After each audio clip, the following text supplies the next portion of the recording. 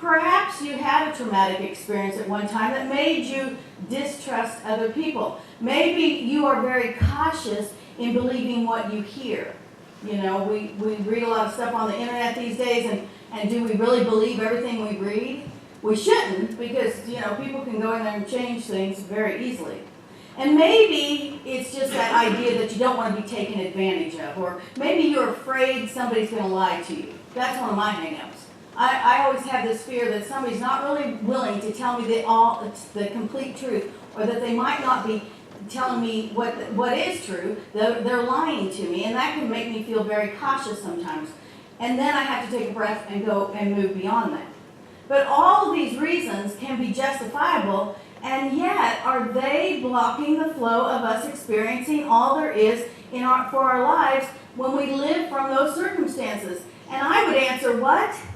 Yes, they block the flow of our good coming through. And in every one of these situations, we can find someone in our lives that's the complete opposite of those things, can't we?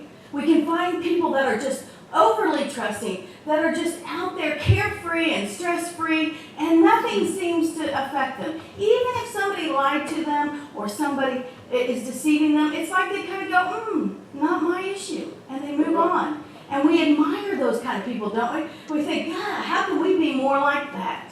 And that's the cool thing. That's where we want to get to. But sometimes we get jealous of these people, don't we? We get jealous that they can be so carefree and so easily trust other people, so freely trust other people. And we question, why can't we do this? If they can do it, why can't we? And the answer is simple. We can, right? We can when we allow ourselves to remove the blocks that are in the way of the flow of good that is God.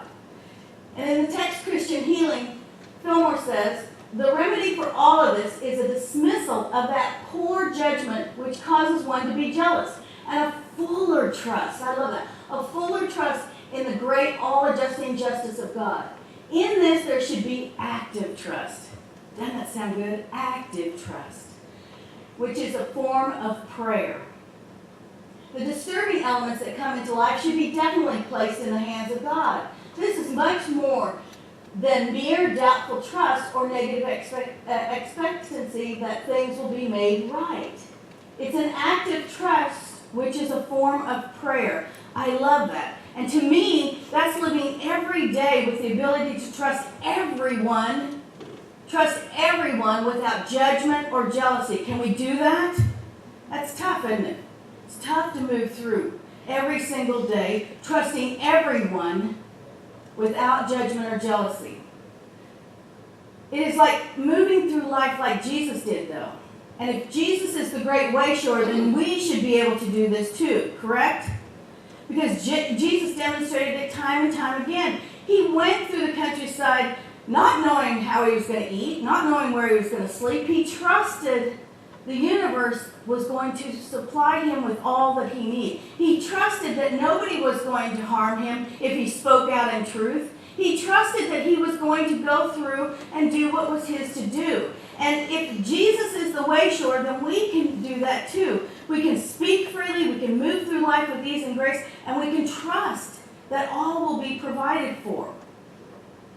And you know what else he did? He included everyone in his family, didn't he? He knew no strangers.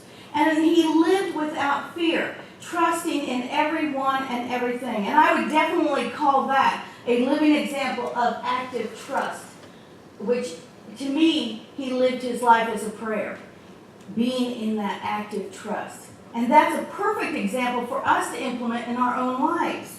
So what are some of the other ways trust shows up in our lives?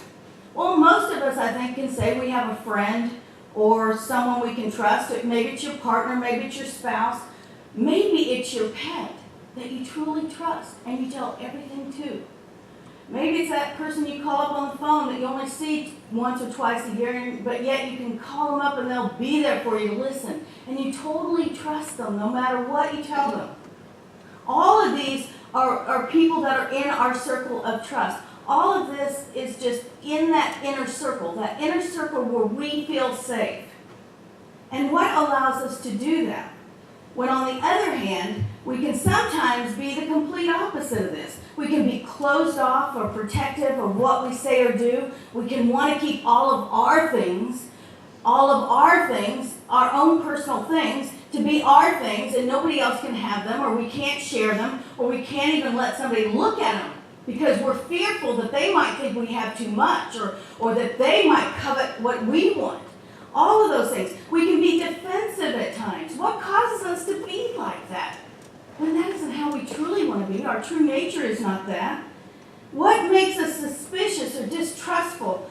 And why can't we live every day from the mode of active trust?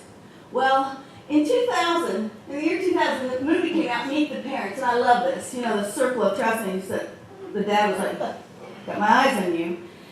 But it was all about Greg, who wanted to marry Pam. This is Greg right here. He wanted to marry Pam, and so they go to Pam's parents' house for Greg to ask her dad if he can have her hand in marriage. And when he gets there, he finds out that Jack, the dad, is an ex-CIA agent. And he does not trust anybody. And he has this circle of trust that only certain people are in, which is mainly his direct family. He doesn't trust anybody outside that circle. But what happens is that Greg even gives in to getting a lie detector test to prove his love for Pam. Now, I don't know how many of us would do a lie detector test to let somebody prove that they can trust us. Would any of us do that? I don't think I would. If you don't want to trust me, I'm not going to sit there and have a lie detector test. I know you thought about it, Warren, but no. It's not happening. Okay. But there are times that we feel distrust, and there's other times that we feel trust, don't we? And what causes one or the other? What is it about us that causes us to either distrust or trust? It might be our inner knowing, that intuition, that idea that you're feeling or sensing something you shouldn't trust. Maybe it's like walking out to your car at night and you're thinking, something's not right about that. That's a good thing to distrust that situation if that's the feeling you're having. But if it's a feeling of sitting in the seat at church and everybody starts doing meet and greet and hugging time and you're going, I don't know any of these people, I'm not talking to any of these people, I'm not hugging, then that's a sign that you're closing off your own good. Okay? Just saying. But that intuitive knowing, that intuitive blessing, all we have to do is stay centered in the truth that we know that God is in the midst of all situations. We stay prayed up, and we are in a place where we can receive our good and we can receive the guidance, and we know whether it is our intuition truly from God or whether it's just us closing off and being defensive and not allowing our trust to open up, our circle of trust. But we can let go of these past experiences and move beyond them. And how do we do this? Well, I got this cool TED.com video I was watching the other day, and it revealed some aha moments for me. You know I like TED.com, so I have to keep myself from keep watching them. But I found this one, and it's Simon Sinek, and the title of his message was Why Good Leaders Make You Feel Safe. And I just thought, wow, this is kind of cool. And he had several examples demonstrating how and why people feel safe and why they trust other people and everything. And he stated, though, that he can't simply give instructions on how to trust. It is an inner feeling. And it went back to that idea, that intuition of, oh, yeah, you get that feeling to walk out to the car and you know that you need to wait because you're getting that intuition. That's that inner knowing. But he stated that danger is all around us. So here's the danger all around us. And inside the circle, we feel safe. That in that inner circle, we are safe. And when we work with people and we are in situations, like even in this church right now, in this building right here, if we're all in this inner circle together, then we're going to feel safe. We're going to feel relaxed. We're going to feel at ease. We're going to feel like, we can be who we are. And when we go to work or different places, we can feel that if we have a job that is something that we agree with our leaders with. It's all about the leaders, they say. And he said that when these leaders were asked questions and stuff, why they bring this level of trust to their employees. Because, a lot of people work in places where they don't trust. They don't trust their bosses, they don't trust the people they work with, and I've seen that before. But Simon said, that's funny. Anyway, he said that great leaders bring this trust like a good parent. I like that idea. And he compared this by suggesting that if we had hard times in our families, which how many of us have had hard times in our families before at some point in our lives, whether it was when we were kids or adults or teenagers, whatever. But we would never, ever lay off our children, would we? Just because we have hard times. And so he said that's the way great leaders are. They are such that they would not lay off their children because they know how important that family is in that employment. But he also shared a story about a man named Bob Chapman who has a company called Barry Waymiller. And believe it or not, it's in the Midwest. And his slogan is, building great people is our business. And the thing was that what happened with this company is that the board of trustees came to him and said, hey, Bob, you're going to have to do something different here because with the downturn, we've had some contracts cancel and we just can't afford all these employees anymore. And Bob said, well, I'm not going to lay off employees. These people trust me, they believe in me, I'm just not going to do it. I'm going to figure out another way to do it to where I'll make it work without any layoffs. And so he knew that his employees trusted him. And he always treated them as he wanted to be treated. And so he decided to propose a plan to his employees, which he considered his employees' family. And he told them that his plan was to protect everyone's job, not just a few people's job, and that no one would be laid off. And everybody was excited about that, and they wanted to hear it. Well, his plan was for everybody to take 4 weeks off a year without pay. And he said if everybody in the company would agree to do that, then we won't have to lay off anybody and everybody can still be employed. So they all said, hey, okay, let's try it. Let's see if we can do it. Well, how it all worked out is the people that could afford to take that time off, and maybe even they had extra money saved, or their spouse or partner had a great job, even bought some of the weeks from the people that couldn't afford to take off 4 weeks. So they, some of the employees paid the others so that they could have extra weeks. And it all worked out that everybody was happy, everybody kept their job, and they still were productive, and it really was even more bonding for the company. And at the end of the year, the beautiful thing was, besides the fact that the employees all still had that circle of trust with Bob, and they all felt like they were still part of that group, they saved the company $20 million.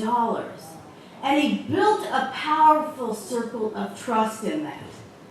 And Simon Sinek stated that when he asked all these leaders, including Bob, why they would give of themselves for their people like that, how they could keep being there for them and keep that level of trust up, all of them said, wouldn't they do it for me? Wouldn't they try to do that back for me? So it's that idea that the trust was, there's the circle of trust. The trust was obvious. The golden rule was evident. Do unto others as you would have others do unto you. Shirley went with the seniors. I don't know if you went, Janelle. You didn't tell me, but Shirley went with the senior center to Chick-fil-A's offices, and they got a tour and everything. And she was in here the other day, and she showed me her ruler.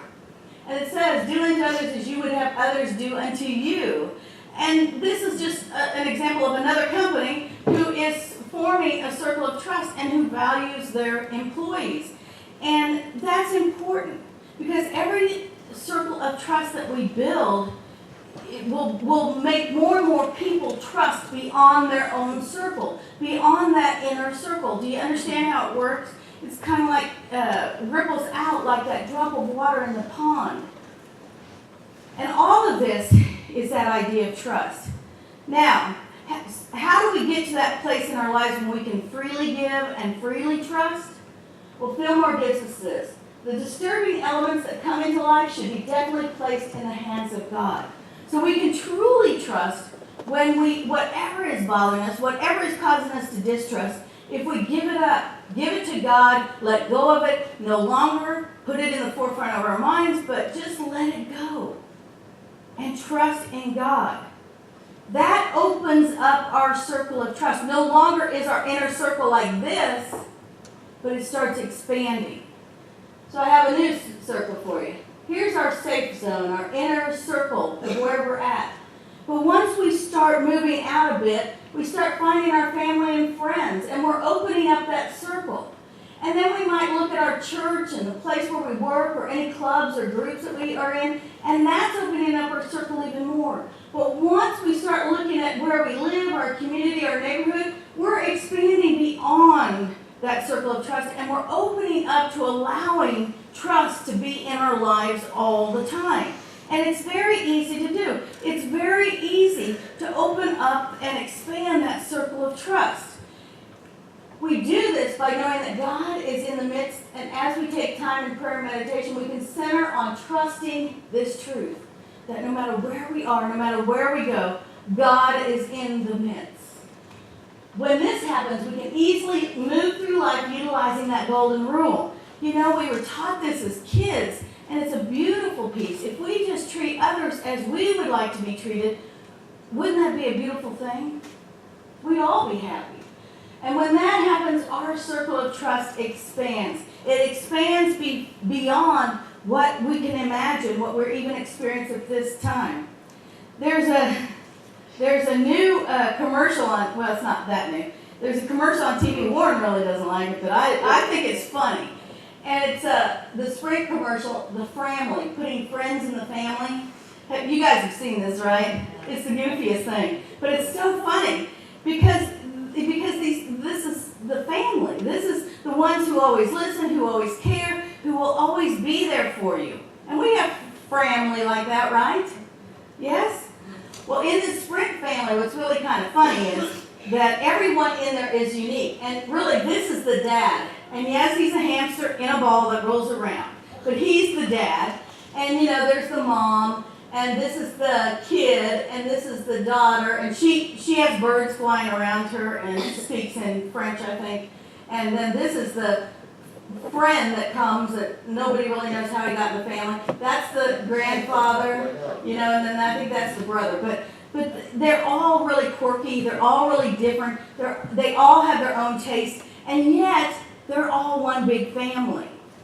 And so it's really got a cool lesson in it if you think about it. Even though it's a goofy commercial and it gets on some people's nerves, I think it's kind of funny because the dad's always there to help out. You know, the mom is just like so sweet. And they all work together to make it all happen. And that's what it's about. It's a wonderful thing. So what I want you to do right now is just take a look around this room. I know nobody's in a hamster ball. But, you know, we're all unique. And we're all who we are. And yet we are all family, aren't we? I say we're all family. And in your bulletin that you get each and every week, even this week, if you look at this back cover, it says, well, there you are. There's the family. It says, we are a community you can call family. Family being more than mom and dad and two kids. Family are the people that love and support you on the spiritual journey we call life. But how much did I put up there? Oh, we are here to love and support you. We are here to make a difference in our lives, in the community, and in the world. And we wrote this and came to this church. We chose this church and we wrote this because when we came here to try out, or try on, we like to say, we knew that you guys agreed with where we were in ministry, and we knew that we were going to grow a family, that we were going to grow a group of people that were here for each other, that could love and support each other, that could help each other in all ways and all needs. And that is building that circle of trust. And that is what is important, because we all agreed that this was important to all of us. We are all family here, and we are here to trust and love each other on our spiritual journey and our day-to-day life. This circle of trust is always open to add more like-minded people. And when I say like-minded people, because we say that a lot in Unity, I don't think that we always have to think exactly alike or look alike or want all the same things. It's kind of like the Sprint family. You know, we can be who we are and feel comfortable and know that we are here to allow ourselves to be who we are. And that's a beautiful thing. Reverend Ward and I are leaders, you know, and back to the Simon Sinek thing about great leaders. I mean, we're leaders here, and we aren't willing to lay off anybody in this church. We're not. We want to strive to work together to build a unity community where we can love and support each other. And guess what? We encourage all our team leaders, we encourage our board of trustees, we encourage our prayer chaplains, and we really encourage everyone to be a part of that leadership team. Because you know what? Each and every person here is a leader. Each and every person here can step forward and be all that they can be. And when you do that, you become a leader automatically. It isn't a label that we put on that says, co-minister, whatever it is. No, it's the idea that we are here for each other, to be in that place. And whether we call it leadership or not, we want to be leaders, great leaders together, because that's just going to make it greater and greater. A perfect example of the acceptance that we have in this church is every week we sing the peace song. And no matter what words you use, we all sing out with that conviction of let there be peace on earth, don't we? But there's a couple lines I love, and it says, with God as creator, family all are we, let us walk with each other in perfect harmony. Now where the word family is, some of you might sing united, some of you might sing loved ones, some of you might even sing the original lyric, which is brothers all are we. And you know what? It's okay, because whatever word you choose, we're all comfortable with that, aren't we? And that is the acceptance of family. A simple example of the acceptance of family. Charles Filmer says, the universal family is, if God is the creator of all, then all men and women are brothers and sisters in a universal family. In the Christ consciousness, we are all one. Are we all one? Yes. I couldn't hear you. Yes. Yes, of course we're one. And so, with this truth, that makes us all family. And here are my questions for you. Are you willing to trust? Yes. Can't hear you. Are you willing to trust? Yes. Are you willing to expand your circle of trust? Yes. And more importantly, who are you willing to share it with? Think about that one. Thank you for being here today. God bless you.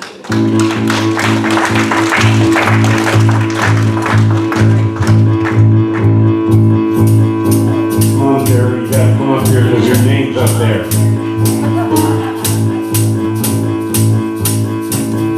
We are family. I got all my sisters with me. We are family.